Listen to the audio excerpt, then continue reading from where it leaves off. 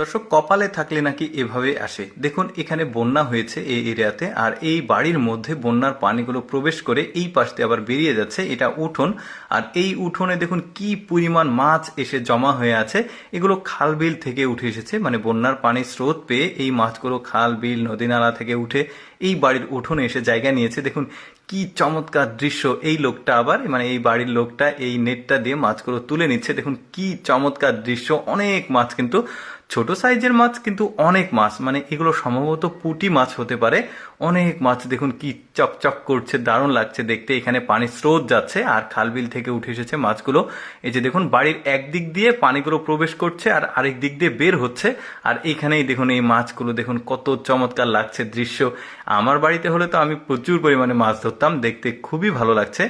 পানির স্রোতের সাথে সাথে কিন্তু মাছগুলো উঠে আসছে। এই যে দেখুন, লোকটা নেট দিয়ে শুধু মাছ ধরছে আর ধরছে। এরকম মাছ ধরার দৃশ্য দেখতে কিন্তু খুবই চমৎকার লাগে, বিশেষ করে বন্যার পানিতে। দেখুন এখানে একটুখানি এই নেটটা দিয়েছে, দেখুন কত মাছ, সম্ভবত 3 থেকে 4 কেজি মাছ হবে। একটা করে ঠেলা দিলে দেখুন কি দারুণ দৃশ্য। এই যে দেখুন দেয়াল, এই দেয়ালের ঠিক কার্নিশে মাছগুলো গিয়ে জমা হয়ে আছে। মানে স্রোতের মাঝখানে তো অনেক স্রোত, বেগটা একটু বেশি পানির, যে কারণে স্রোতের মধ্যে যেতে পারছে না ওরা।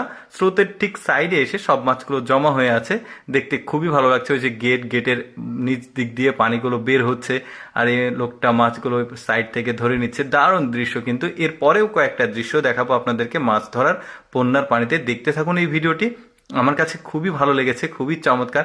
আপনার বাড়িতে যদি এভাবে উঠোনে মাছগুলো আসতো, তাহলে আপনি কি করতেন? অবশ্যই ধরতেন, বসে থাকতেন না। কারণ এত অল্প পানিতে এত মাছ যে কেউ ধরতে পছন্দ করবে। আমার কাছে খুবই ভালো লেগেছে, কারণ এগুলো সম্ভবত ছোট মাছ, পুঁটি মাছ বা পোনা মাছ হতে পারে। খাল বিলে সম্ভবত ডিম ছেড়ে মাছগুলো বের হয়েছিল, খুব বেশি বয়স হয়নি। আচ্ছা, এইবার আপনাদেরকে আরেকটা মাছ ধরার দৃশ্য দেখাই। এখানেও একটা বন্যার পানি এসে নদী ভরে গেছে, আর এই লোকটা একটা মাছের ঝাঁক দেখে এই খেপলা জালটা দিয়েছে। দেখুন এত পরিমাণ মাছ পড়েছে ওর জালে। মাছগুলো বেশ বড় সড়ো, আগের ভিডিওতে ছোট মাছগুলো দেখেছেন, আর এগুলো দেখুন বেশ বড় সড়ো সাইজ মাছগুলো, সিলভার কাপ মাছ। দারুণ, কিন্তু আসলে কপালে থাকলে এইভাবে আসে। সৃষ্টিকর্তা কাকে কিভাবে রিজিকের ব্যবস্থা করে দিয়েছে, সেটা আসলে এইভাবে দৃশ্যগুলো দেখলে খুবই ভালো লাগে, বোঝা যায় আর কি।